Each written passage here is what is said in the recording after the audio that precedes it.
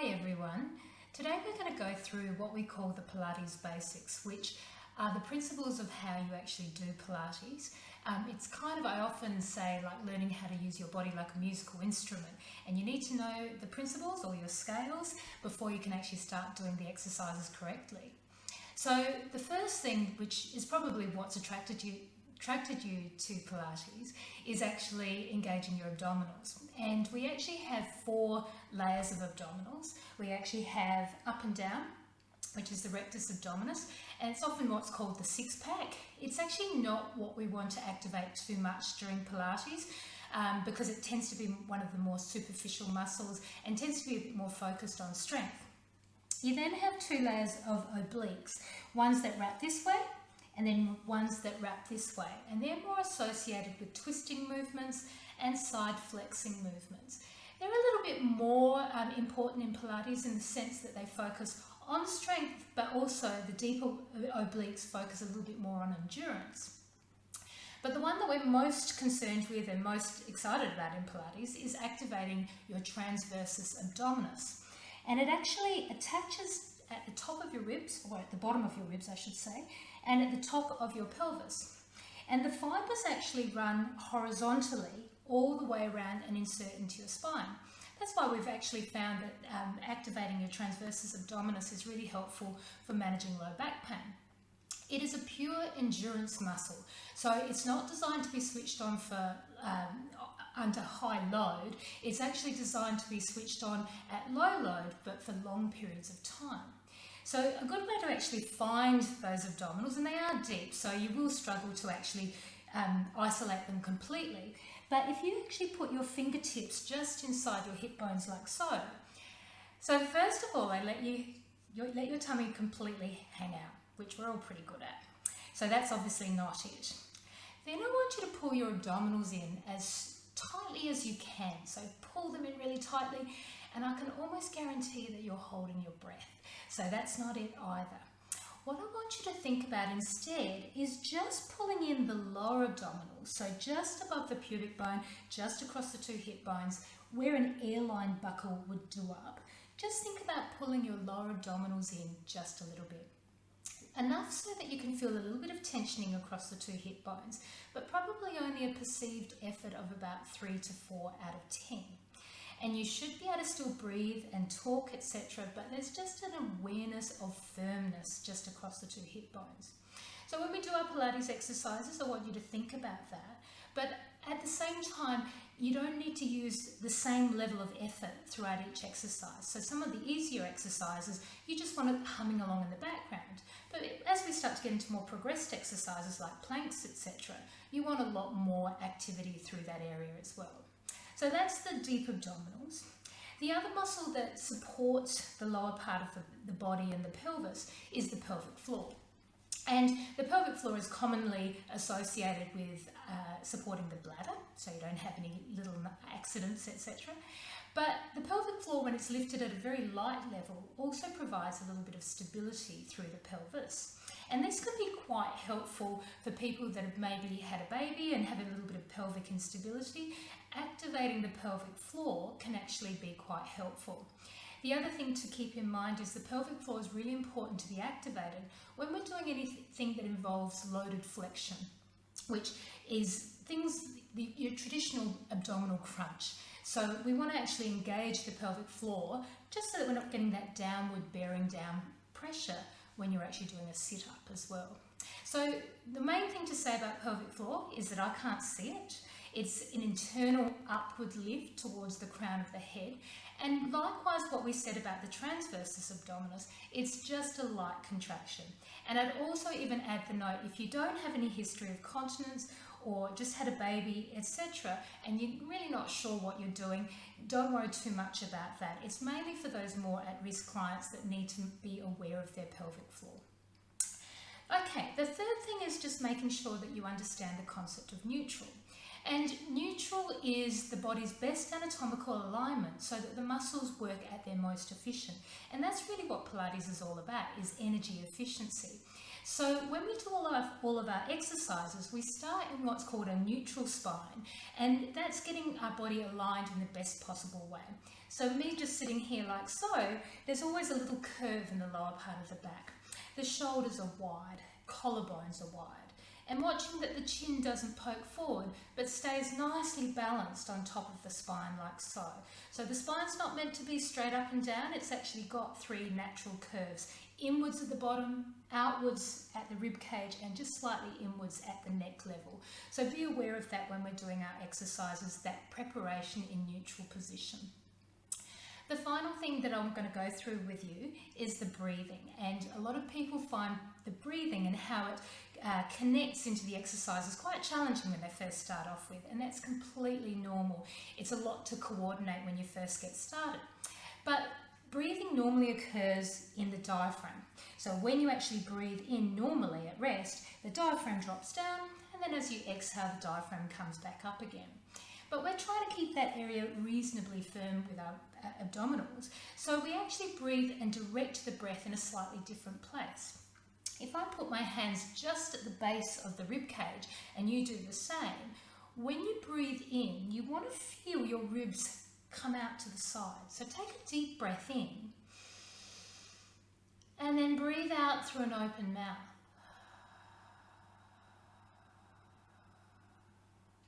So breathe in through the nose, broadening through the back and the side ribs,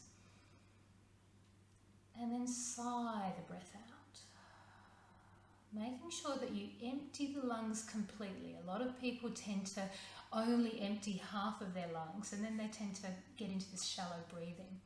So the test now is to get your breathing coordinated with your abdominals gently pulling in, your pelvic floor lifting and maintaining a neutral spine. And this is before we've even started some movement. So let's just see if we can put it all together. Perhaps just place your fingertips just where your abdominals are. You might want to close your eyes for this and start by taking a breath into the back and side ribs. Feel that lateral expansion. And then sigh the breath out through an open mouth.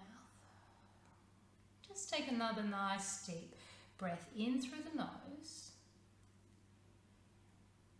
And then breathing out through an open mouth. Now pause at the end of this exhalation and draw your pelvic floor up just a little bit and see if you can continue the breath. Breathing in through the nose and breathing out through an open mouth. Pause at the end of this exhalation, see if you can draw your tummy muscles in and maintain the pelvic floor. Keep breathing. And breathing out, pelvic floor lifting, tummy gently pulling in. Let's just do one more breath. Breathe in through the nose, pelvic floor, tummy, and exhale. How did you go? It can be very challenging, as I said, to get all that coordinating, and you often feel like in Pilates when you first start, I always use this analogy of the man that's got the little sticks and spinning the plates, and you're kind of trying to keep all the plates spinning at once. But it's no different to any kind of motor learning where you're having to focus on sequencing and patterns. Practice makes perfect. So please don't get too worried if you can't get it straight away. You'll find the more you repeat the exercises, the more that breathing and all the activation of muscles becomes a lot more natural. So now we're going to move into just a few basic movements, just so that you can get the feeling of coordinating the breath, the abdominals, the pelvic floor, and find a neutral spine. So I'm just going to come and lie down on my back. It's always the best place to start this idea of neutral spine. So first of all, we call this crook line, where your knees are bent up. And to get into neutral spine, you actually start with your feet together and then wriggle them a small distance apart so that your feet, your knees and your hips are all in the same parallel position. We often call these tram lines. Then thinking about your pelvis, and a lot of people when they lie on their back tend to be in a little bit of a posterior pelvic tilt. And that particularly is common if you do a lot of sitting for your job, or you might have even hurt your back and you've learnt to get into this protective position. Just do a few little movements forwards and backwards, just to see that excursion of movement through the pelvis. And then find the neutral position, and you can hopefully see with my spine, I've got actually a little curve in the lower part of the back. Not a big one, and certainly not flat, but just somewhere in between. And a nice way to actually find that position, if you make a triangle with your thumbs and index fingers, and you rest the heels of your hands on your on your hip bones and fingertips on the pubic bone, you should make a horizontal position, not a tilted one. So that's a good way of knowing if you're in neutral. Moving up the spine, you want to make sure that your ribs are heavy. You've got 12 ribs, and you want to think about those 12 ribs really sinking into the mat, making a little impression. A lot of people who are a bit stooped through their upper back will tend to lie on their back with their ribs popping out like so.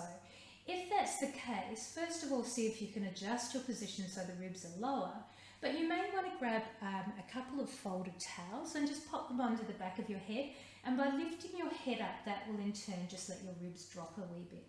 As you get better and your spine starts to stretch out, you can start to do away with the cushion or folded towels.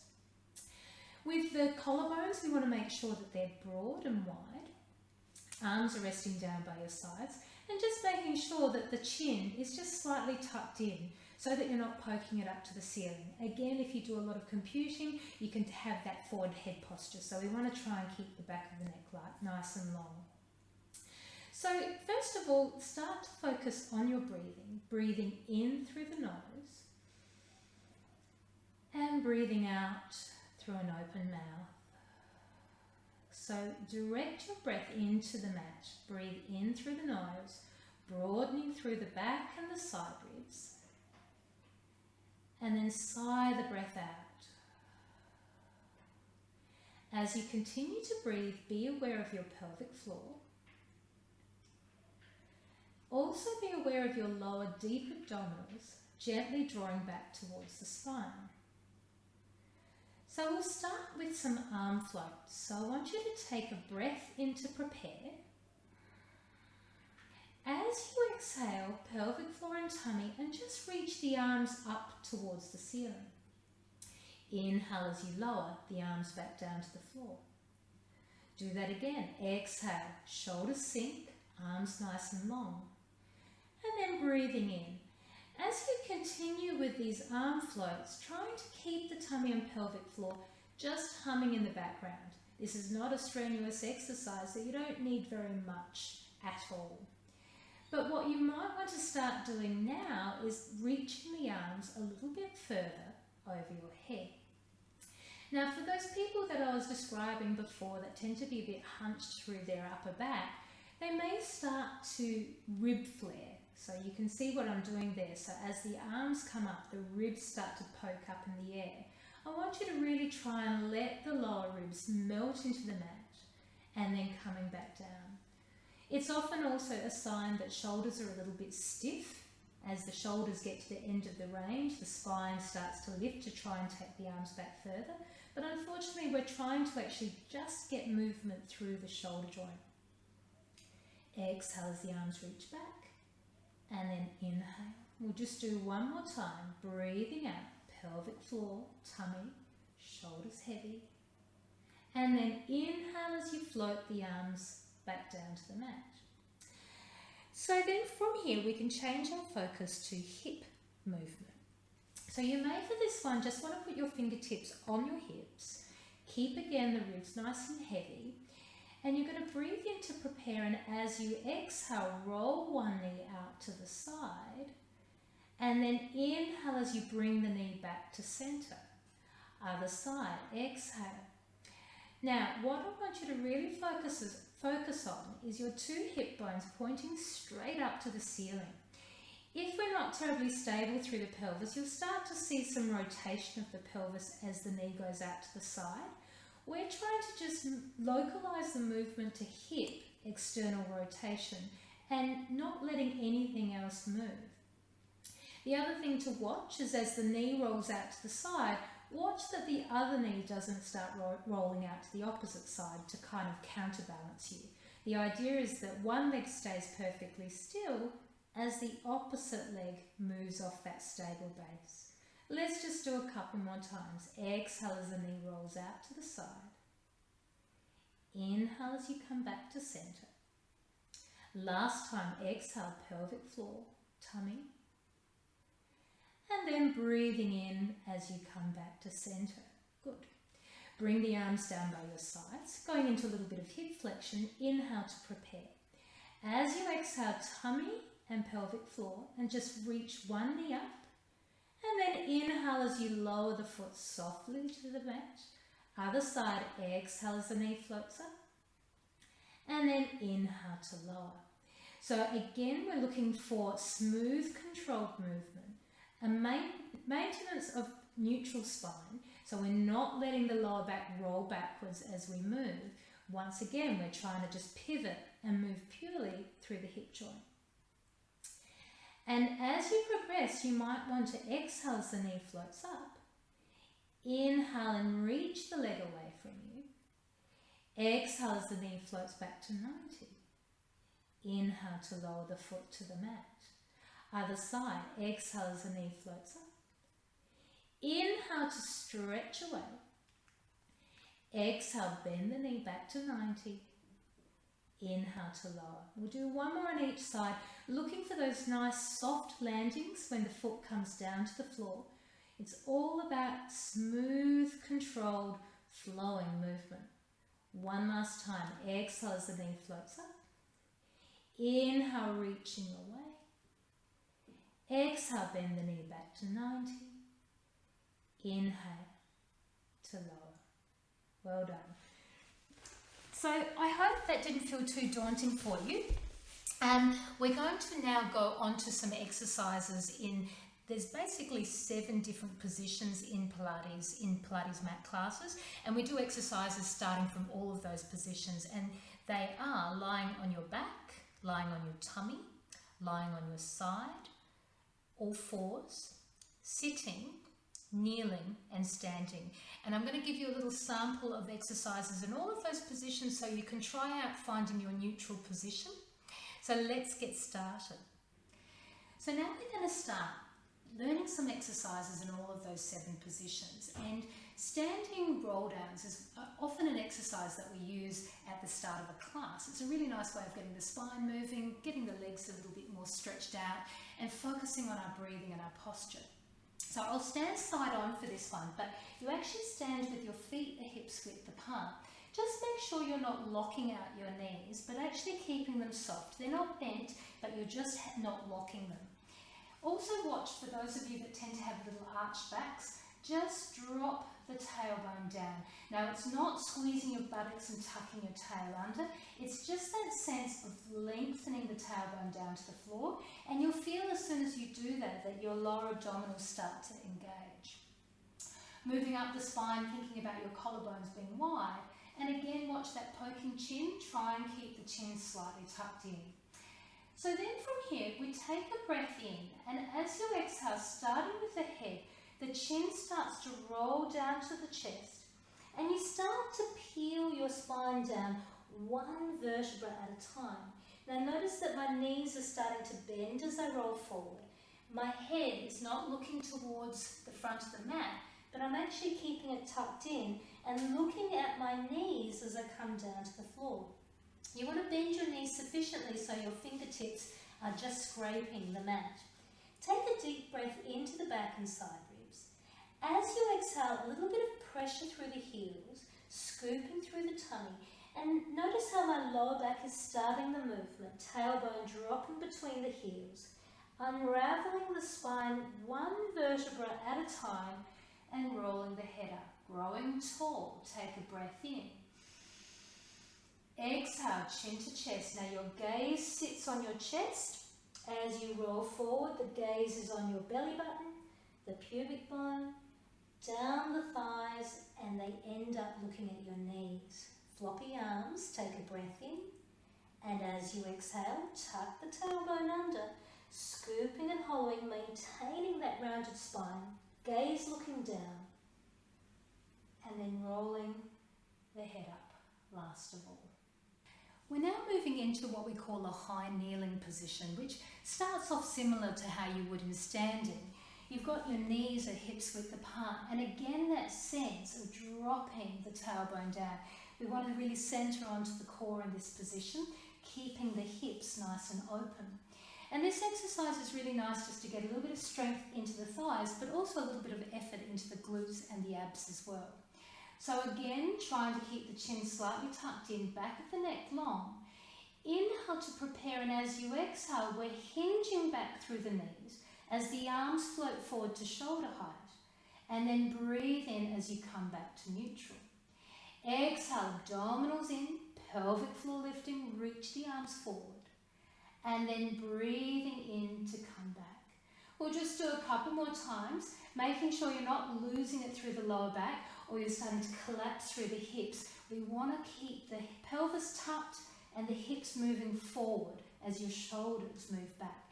And if you're doing it correctly, you'll certainly feel this in the fronts of the thighs. And then finishing that last one and coming down into a low kneeling position. So finding an all fours neutral position, you want your knees a hips width apart and your hands a shoulder width apart.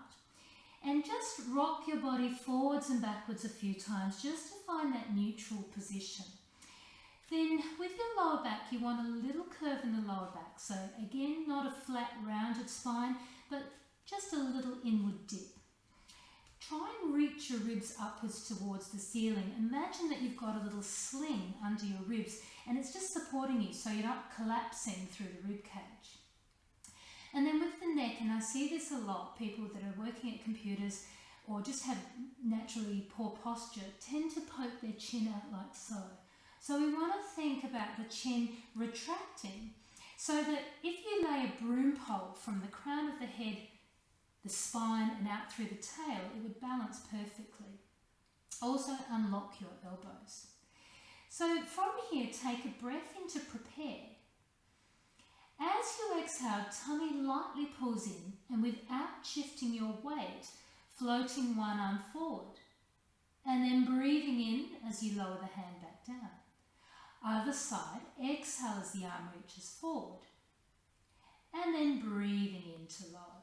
So all the while keeping your lower abdominals in, the head reaching long off your shoulders, watching that you're not collapsing through your shoulder as you lift the other arm off the floor. So you're maintaining scapular or shoulder blade control.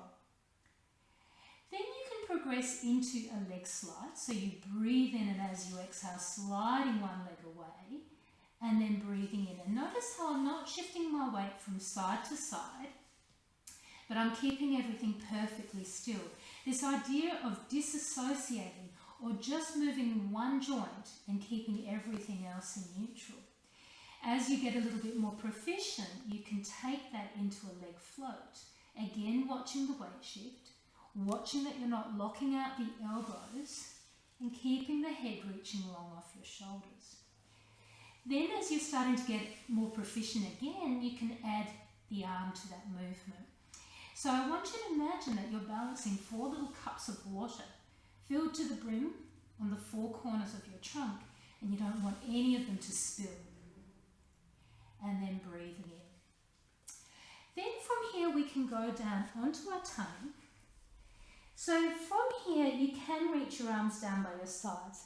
You rest your forehead into the mat and we go into an exercise called the dart.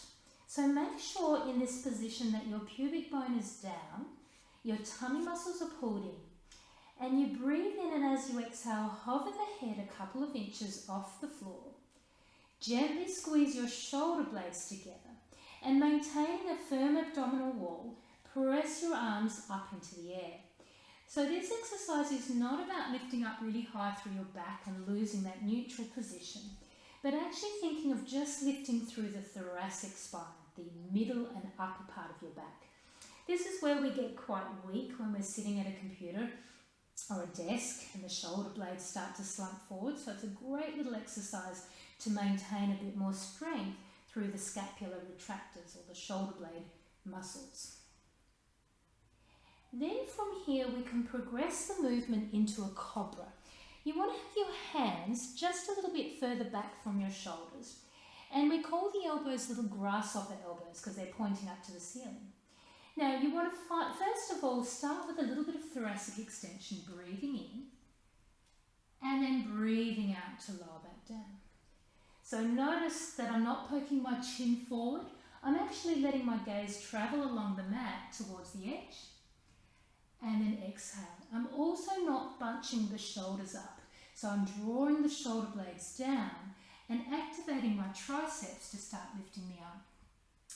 So then when you're ready to go into the full cobra, we inhale to extend through the upper back. Continue on, exhale to a full extension. Inhale as you roll halfway down and exhale all the way down. And the idea is we're getting spinal articulation. Each vertebra moving one by one. And watching, for some of you that tend to be a little bit hypermobile, you'll tend to just collapse in that mid-back. Engage your abdominals a little bit more so you've got that support, and then rolling back down. Once you've done 5 or 6 of them, you can press back into child pose, sitting down on your feet and just reaching your arms out in front of you. Great stretch for the upper back. We often take the arms over to the side so you feel a really nice stretch into the upper back. And then we walk the hands all the way around to the other side, again stretching the side ribs and the waist. Once you've done that, that leads really nicely into our sitting example, which is probably one of my favourite exercises. It's called the mermaid. And it's a great exercise for hips in the sense that you're rotating them internally and externally. So if you tend to get a bit tight through the hips, this is a great one. Having said that, some people are really tight through their hips, so you might want to initially stretch your legs out in front of you, or a nice little trainer wheel option is folding up a small towel and placing it underneath your right hip like so. It will just take a little bit of strain out of that knee. You reach the arms out to the side and lift up nice and tall through the crown of the head. Breathe in, and as you exhale, the right arm is going to reach up and over, and there's that lovely side flexion again. And then breathe in as you come through the center. Other side, exhale. Now tuck your elbow in and just watch that your shoulder's not hitching up towards your ear. Try and create that lovely lateral curve. Inhale as you come through the center. Exhale in the opposite direction. Beautiful.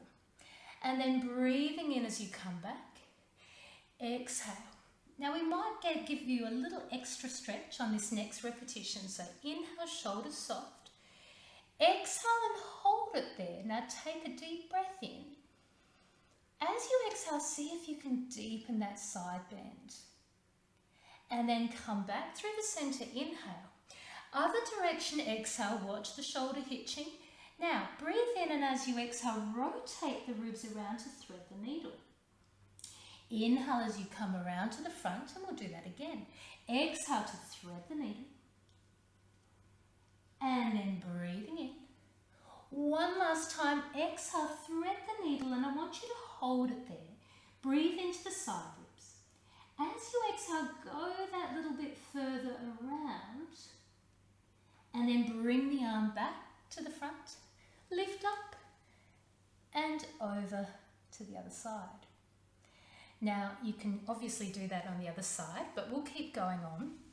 Moving into supine, or lying on our back. Now, we have done a few exercises already, those little primer exercises. All of them were focused on keeping the spine in neutral and moving hips or moving shoulders off that stable base. Now we get to move the spine.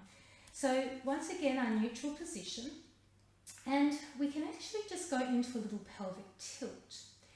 Now with the pelvic tilt, it's not about bracing the tummy and feeling a bulge in your abdominals. It's about getting that sinking and scooping sensation of the lower tummy and reaching your tailbone up between your legs. Inhale to return to neutral. So exhale as you tilt, pelvic floor just slightly lifting, and then breathing in as you release back to neutral. We'll do one more time. Exhale, just isolating lumbar flexion and then returning to the natural curve.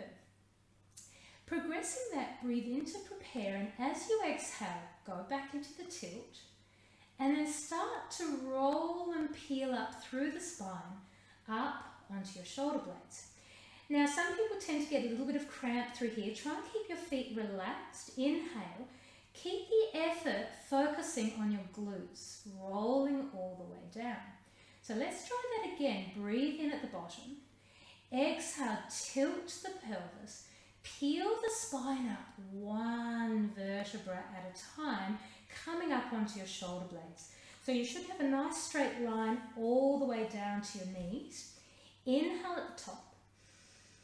As you exhale, try and lay each vertebra down one by one, scooping and hollowing through the tummy.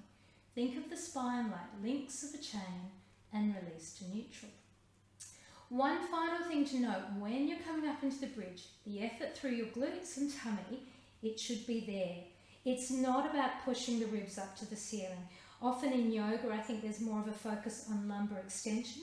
We want the extension to come from your glutes. Breathe in, and as you exhale, tuck your pelvis under, scoop through the belly, and rolling the pelvis back to neutral. So that's moving into lumbar flexion. Then we're going to move into a little bit more thoracic flexion. So we're going to interlace the hands behind the back of the head. Now this is what Pilates is so associated with, is the sit-up. But it's a kind of different sit-up to a typical gym kind of crunch where it's quite messy and a lot of lumbar flexion. We want to maintain reasonable neutral spine. Start with the hands interlaced behind the back of the head. Inhale to prepare, and as you exhale, pelvic floor and tummy just lightly switch on. And then you're going to think about sliding your breastbone down towards the pubic bone, and your gaze will end up looking between your legs. Inhale to roll down, but don't completely relax. Keep a little bit of tension through those lower abdominals. Exhale, pelvic floor and tummy as you curl up, and then breathing in. So watch as you curl up that you're not tucking your pelvis under to lift. We want to keep the tailbone heavy. Also watch that you're not just pulling on your neck. This is where often people get a lot of neck pain.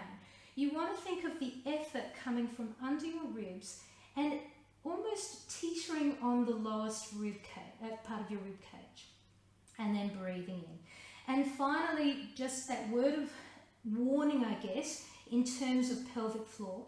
If you have any issues with continence or you've just had a baby, then really be careful that you're maintaining a pelvic floor lift. And when we do classes, you might just want to stick to this version rather than some of the more advanced work where we start to come up into tabletop or starting to add some longer levers. Probably best to skip them until your pelvic floor becomes a little bit stronger and rolling down. Finally, we're going to work into some side lying.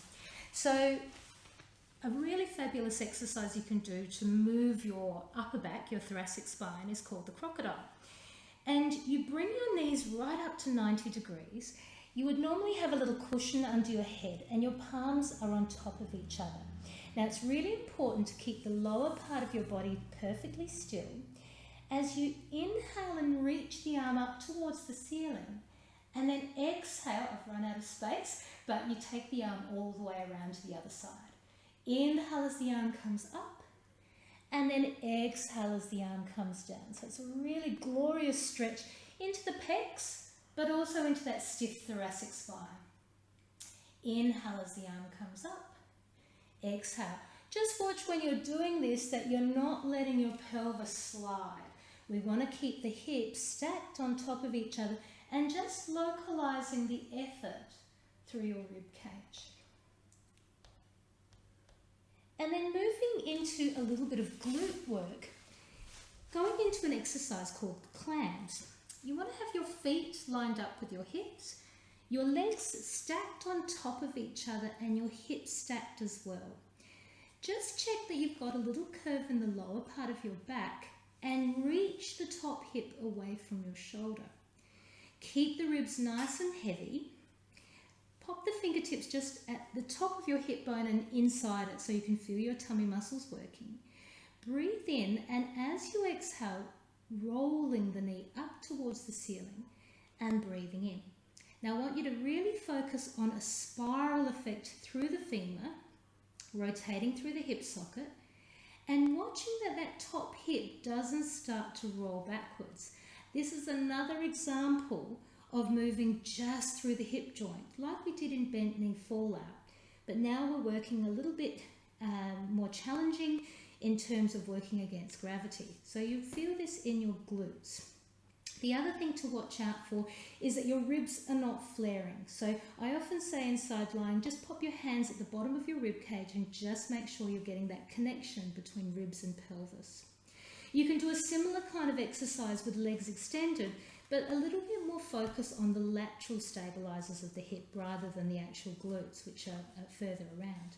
So you can either put your hand on the floor or hand on the hip. Again, watch the rib flare. Keep that connection there. Breathe in, and as you exhale, float the top leg up and then breathing in. Now this is obviously a little bit more challenging. You're not balancing on much, just that little side hip muscle and hip bone, and obviously your shoulder blades. So there's not a lot to keep you steady. So as I said, hand on the floor, but as you get a little bit more progressed, you might even want to reach your arm up to the ceiling. And then lower down.